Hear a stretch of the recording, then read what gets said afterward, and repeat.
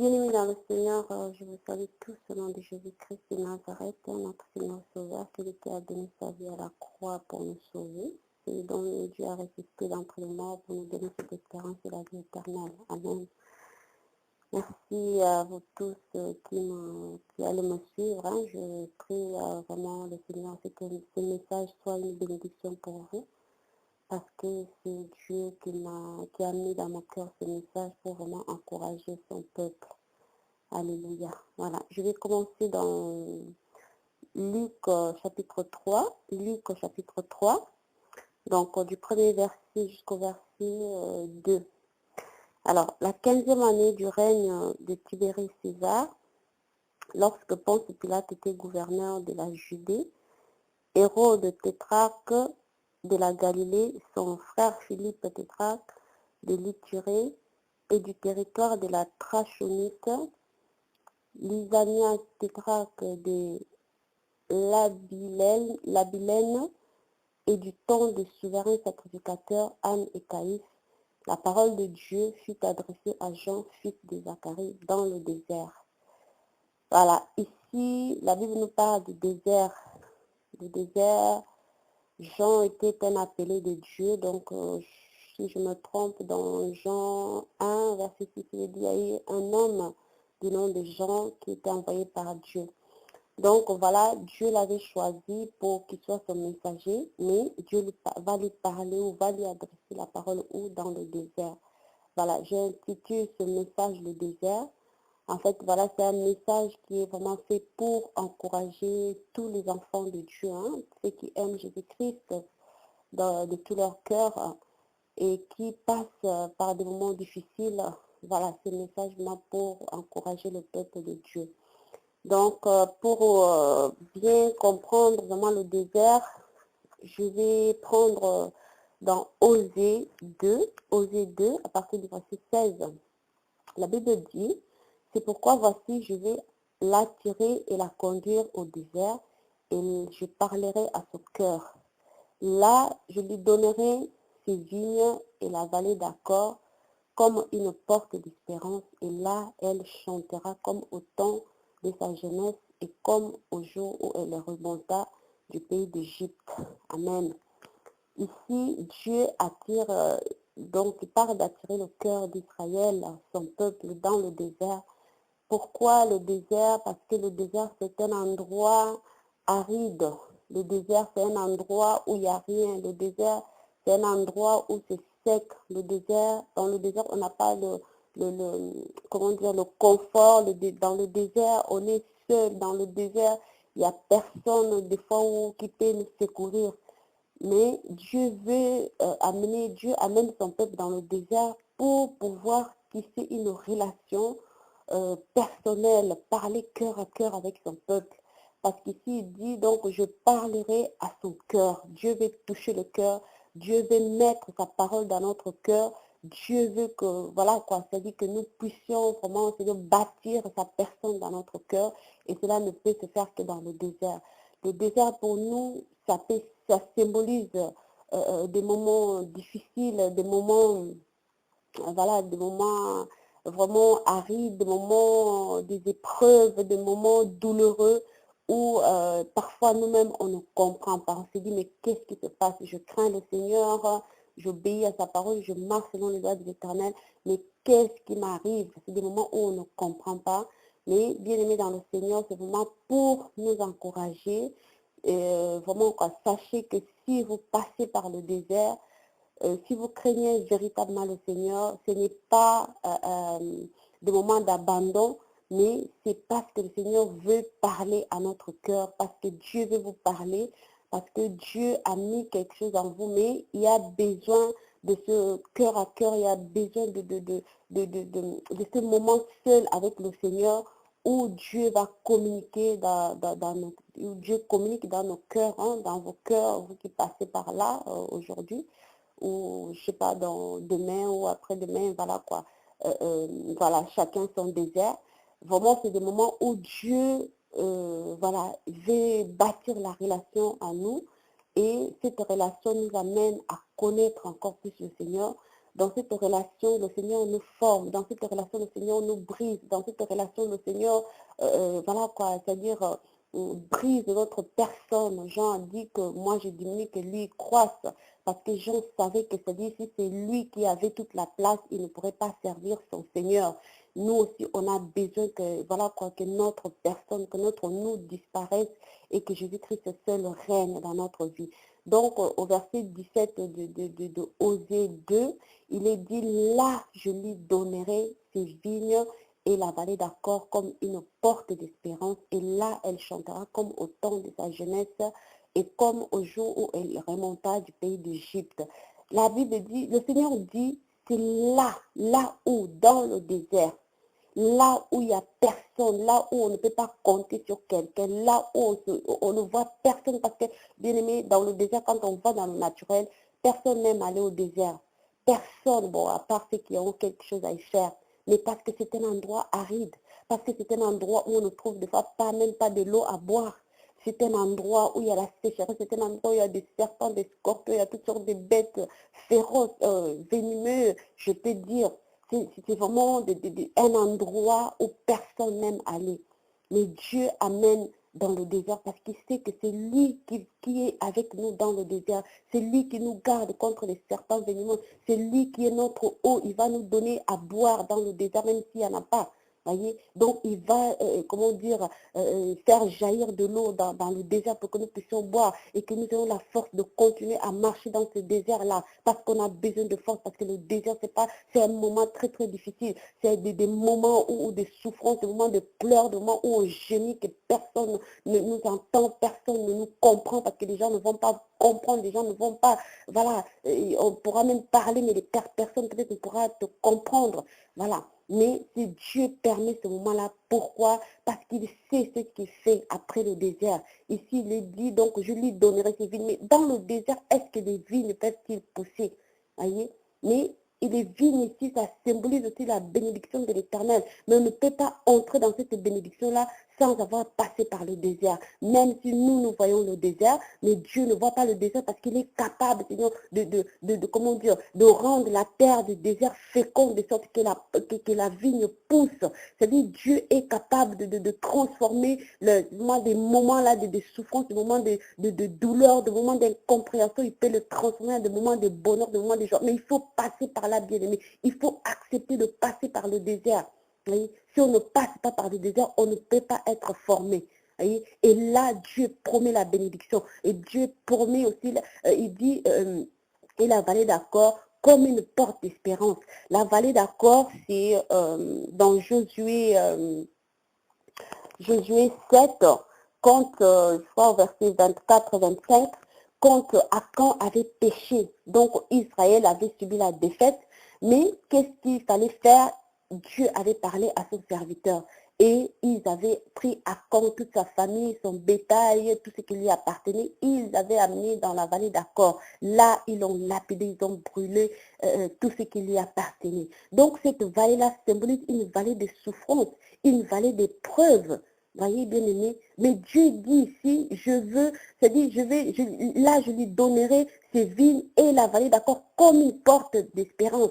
Au lieu que ce soit, Seigneur, cette vallée, bien-aimé, cette vallée de souffrance, cette vallée où on est condamné, cette vallée où on est lapidé. Oui, bien sûr, on est lapidé par des personnes qui ne vont pas comprendre, vont dire, mais il craint le Seigneur, elle craint le Seigneur, elle est là toujours Jésus, Jésus, Jésus, ou il est là toujours Jésus, mon Seigneur. Mais pourquoi il passe par des moments comme ça? Les gens vont vous lapider par la parole, les gens vont vous lapider par des moqueries, voilà. Mais le Seigneur a le pouvoir, c'est-à-dire s'il lui-même nous amène dans cette vallée-là, parce qu'il sait qu'il a le pouvoir après cela de transformer cette vallée, au lieu que ce soit une vallée des épreuves, après les épreuves, cette vallée-là devient une porte de sortie, une porte d'espérance. Donc cette porte-là dont nous est parlé ici, dans Jean 10 au verset 9, Jésus-Christ va dire, je suis la porte. Si quelqu'un entre par moi, il sera sauvé. Il entrera et sortira et il trouvera des pâturages. Donc Jean 10, au verset 9. Cette porte-là, donc, qui nous est parlé ici dans Osée, c'est Jésus-Christ en fait.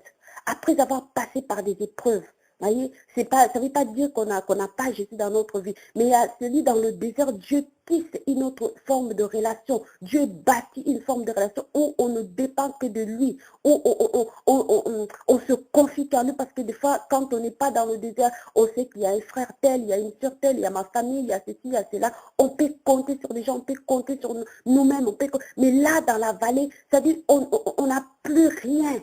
On ne peut compter que sur le Seigneur. Et une fois qu'on a traversé cette vallée-là maintenant devient une porte d'espérance. Notre espérance qui est Jésus-Christ. C'est-à-dire Dieu nous forme et tisse et bâtit cette relation avec le Seigneur Jésus. Et là, on trouve cette porte, la joie, le bonheur, donc la bénédiction de Dieu. Mais, bien aimé, il faut accepter de passer par cette vallée-là. Voyez? Donc, il dit...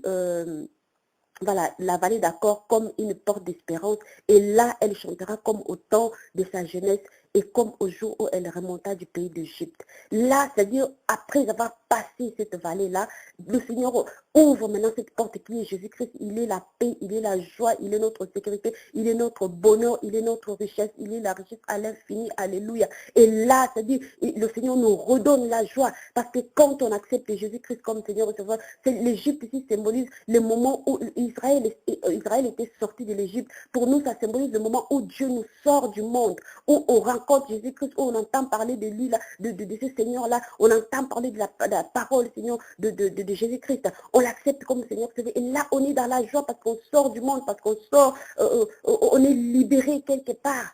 Et là, on commence à marcher avec le Seigneur. Mais quand viennent les épreuves, quand vient la tribulation, quand vient cette vallée-là, quand vient le désert, c'est comme si on oublie un peu. Pas qu'on oublie qu'il est Seigneur, mais il y a la chair qui est là. Donc, on est dans une position, on se met dans une position, on se dit, mais qu'est-ce qui m'arrive? Voilà, on oublie cette joie-là qu'on avait du moment où le Seigneur nous a sortis du monde. Mais Dieu dit que, c'est-à-dire, quand il nous fait passer par cette vallée-là, après cette vallée-là, il transforme cette vallée en une porte à Jésus-Christ, le roi de gloire, le Seigneur de la vie. Alléluia. Celui qui détient toutes choses entre ses mains. J'adore ce Jésus-là. Alléluia. La gloire lui soit rendue. Amen. Et là, on a la joie, le Seigneur remet cette joie, il dit comme la joie de sa jeunesse, le jour où il est sorti de l'Égypte, cette joie-là, le Seigneur nous remet dans notre cœur. Et là, parce qu'on a le Seigneur, parce qu'il nous accompagne, parce qu'il est là, parce qu'il met en nous la paix, sa joie, le bonheur, tout ce qu'on veut. Et là, la joie revient dans notre vie. Bien-aimés, c'est vraiment pour nous encourager. Vous qui passez par le désert, vous qui traversez des moments difficiles, vous qui ne savez pas, qui ne comprenez pas, vous qui subissez des moqueries, des outrages, où les gens se disent, mais où est son Dieu? Alléluia. Où est son Dieu? On doit savoir que notre Dieu est vivant. Il ne nous délaisse pas, il ne nous abandonne pas. Du moment que nous l'aimons de tout notre cœur, il sera toujours là pour nous aider. Mais le moment de désert, les moments des épreuves, les moments difficiles sont importants parce que c'est fait pour nous former. C'est fait pour nous briser, pour enlever le nous, pour briser, enlever à nous notre caractère. Notre caractère, c'est-à-dire Dieu nous façonne, il enlève tout ce qui est de nous. Il nous brise de tous les côtés. Il brise notre être. Et parce qu'il veut qu'on soit à son image. Alléluia. Gloire soit Seigneur, à ce Dieu-là. Seigneur Jésus-Christ de Nazareth qui nous a tant aimé, qu'il a donné sa vie à la croix pour nous. Nous sommes des privilégiés enfants de Dieu. Alléluia. Nous sommes des privilégiés parce que nous avons ce Seigneur de la vie à l'éternel, à la terre et tout ce qui renferme. Il a tout, notre Père, il peut tout nous donner. Mais il y a des conditions avec Dieu. Quand on marche avec lui, le désert est nécessaire. On doit passer par le désert. Voyez? Donc ici, Dieu promet la bénédiction. Ici, Dieu promet la joie dans Osée 2, verset 16 et 17. Au verset 17. Donc Dieu promet après la vallée. Après le désert, après la souffrance, après les épreuves, après l'incompréhension qui peut venir à nous, Dieu promet la bénédiction, Dieu promet la joie, Dieu nous amène, comment dire, dans sa présence. Alléluia. Merci Seigneur. Et tout cela, vraiment, Dieu le fait à cause du nom de Jésus-Christ, parce que Jésus a rapporté la victoire à la croix. Il nous a donné sa vie afin que nous ayons la vie en abondance. Alléluia. Merci Seigneur. Je vais prendre encore Isaïe 50. Isaïe 50 à partir du verset 4. La Bible dit, le Seigneur éternel m'a donné une langue exercée pour que je sache soutenir par la parole celui qui est abattu Il éveille chaque matin, il éveille mon oreille pour que j'écoute comme écoutent les disciples. Le Seigneur éternel m'a ouvert l'oreille et je n'ai point résisté. Je n'ai point resté. Donc, je ne me suis point retiré en arrière. Au verset 6, j'ai livré mon dos à ceux qui me frappaient et mes joues à ceux qui m'arrachaient la barbe. Je n'ai pas dérobé mon visage aux ignominies et aux crachats. Donc ici, la parole nous montre comment est-ce que le serviteur de Dieu qui est amené dans le désert, pourquoi Dieu l'amène dans le désert encore. Voyez? Donc pour exercer son oreille à l'écoute, parce que nous devons notre oreille doit être exercée à écouter la voix de Dieu, à comprendre. Ce n'est pas l'oreille naturelle, mais c'est l'oreille spirituelle ici dont nous est parlé, l'oreille spirituelle. Mais Dieu nous exerce à cela dans le désert. Voyez, dans le désert, il n'y a pas la foule. Dans le désert, il n'y a personne, il n'y a pas de distraction. Oh Dieu, alléluia. Il n'y a pas de distraction. Et là, qu'on le veuille ou pas, on est obligé d'écouter le Seigneur parce qu'on est seul avec lui. Amen. Et là, le Seigneur nous enseigne. Et là, le Seigneur exerce notre oreille à écouter sa voix. Voyez.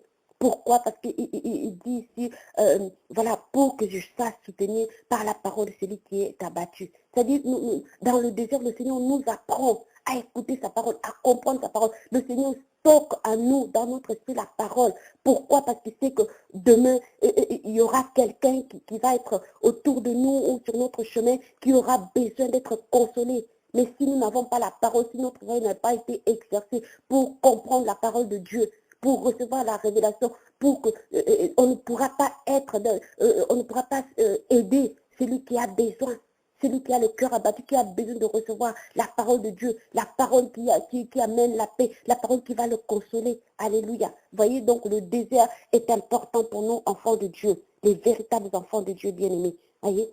Après, il rajoute, il éveille chaque matin, il éveille mon oreille pour que j'écoute comme écoute les disciples. Dans le désert, Dieu fait de nous des disciples aussi. Voyez, Dieu ne veut pas que nous soyons comme la foule. Parce que la foule est là, bon, dans la foule, il y a plusieurs personnes. Hein, dans la foule, les gens viennent juste, il y en a qui sont curieux pour regarder, d'autres juste, voilà quoi, pour passer le temps, d'autres pour faire des rencontres. Mais Dieu veut que nous soyons dans l'état des disciples. C'est pour ça qu'il nous amène dans le désert. Dans ce désert-là, il nous forme comme des disciples. Et un disciple écoute la voix de son maître. Un disciple comprend le langage de son maître. Dieu parlait à ses disciples, il parlait à la foule avec des paraboles, mais à ses disciples, il leur parlait ouvertement, voyez. Donc, Dieu veut que nous puissions comprendre son langage. Quand même, il va nous parler par des paraboles, comme il va utiliser des énigmes, mais il va exercer notre oreille, notre esprit à comprendre le langage de Dieu. Alléluia. Voyez, le désert est nécessaire.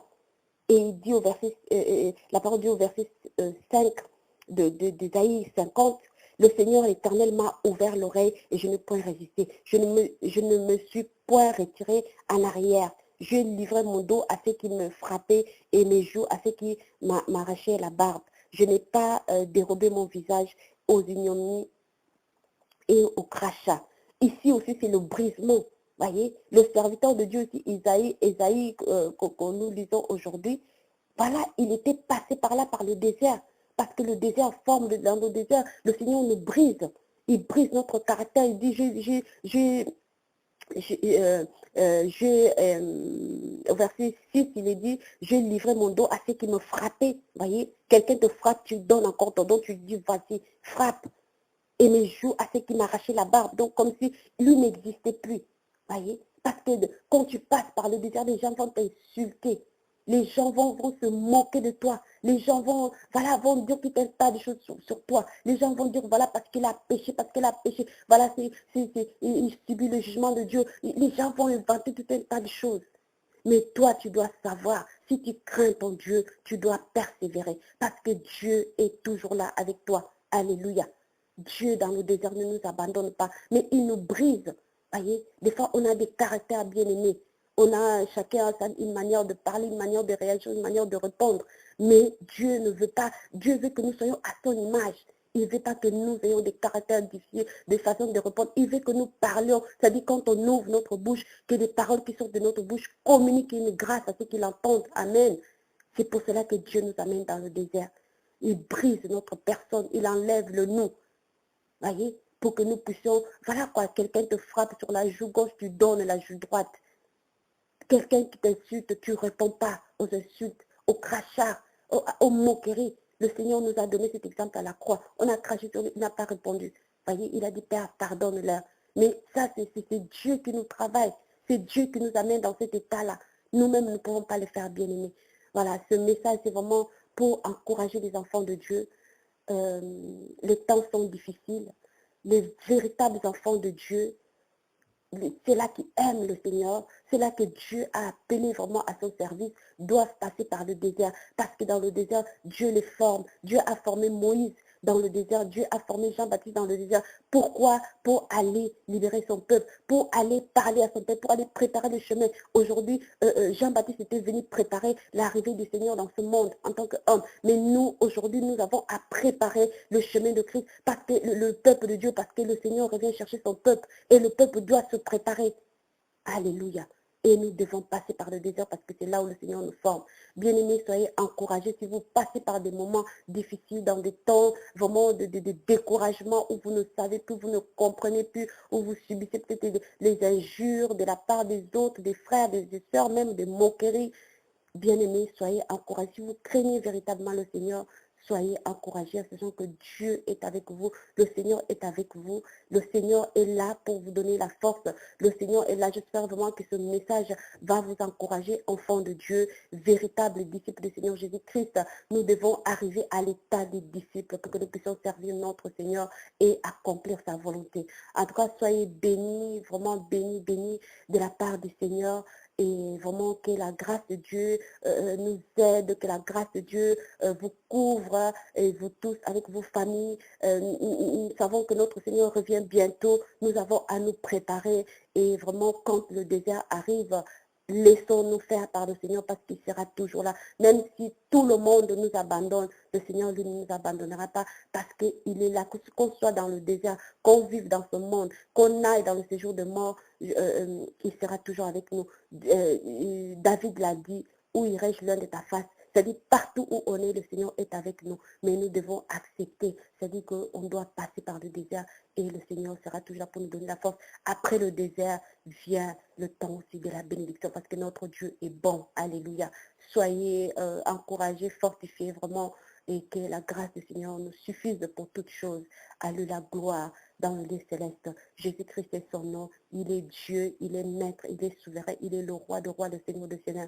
Vraiment, j'adore ce Dieu-là, je l'adore, je l'adore, je l'adore et je l'aime de tout mon cœur. À lui seul la gloire pour tout ce qui me permet de faire cet encouragement, cette exhortation pour son peuple. Merci Seigneur Tout-Puissant. Amen.